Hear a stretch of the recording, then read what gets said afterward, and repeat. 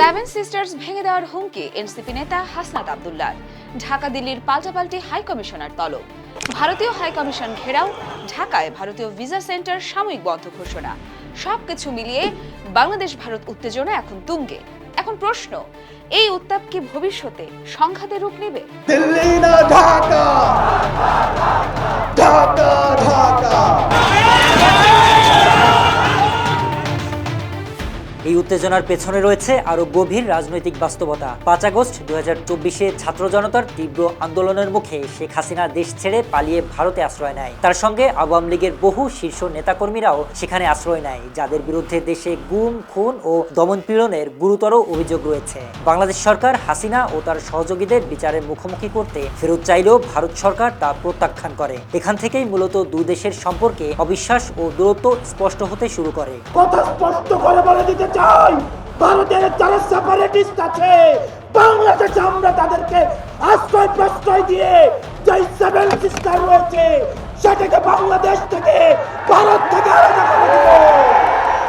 বাংলাদেশের অভিযোগ, ক্ষমতাচ্যুত হওয়ার পরও ভারত শেখ হাসিনা ও তার বলয়কে রাজনৈতিকভাবে রক্ষা করছে। শুধু তাই নয়, বাংলাদেশের যেসব সন্ত্রাসী কার্যক্রম চালাচ্ছে তাদের কেউ কেউ ভারতে আশ্রয় পাচ্ছে বলেও অভিযোগ উঠেছে। সম্প্রতি ওসমান হাদির উপর হামলার ঘটনায় জড়িতদের ভারতে পালিয়ে যাবার পর তাদের ফেরত না দেওয়া সেই অভিযোগকে আরো জোরালো করেছে। এই বাংলাদেশকে ভারত একটা ফিলিস্তিন বানাইতে চায়।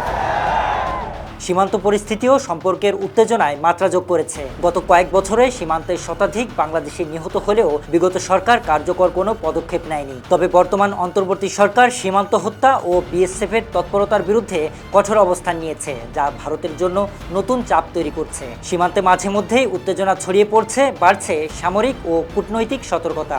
এরই মধ্যে ভারতের কয়েকজন রাজনৈতিক নেতা ও প্রভাবশালী মহল থেকে বাংলাদেশ নিয়ে আগ্রাসী বক্তব্য পরিস্থিতিকে আরো জটিল করেছে। 5 আগস্টের পর বাংলাদেশকে হুমকি, এমনকি ভূখণ্ড দখলের ইঙ্গিতপূর্ণ বক্তব্য সামনে এসেছে। যদিও ভারত সরকার আনুষ্ঠানিকভাবে এসব মন্তব্য অস্বীকার করেছে, তবে নীরবতা সন্দেহ বাড়িয়েছে।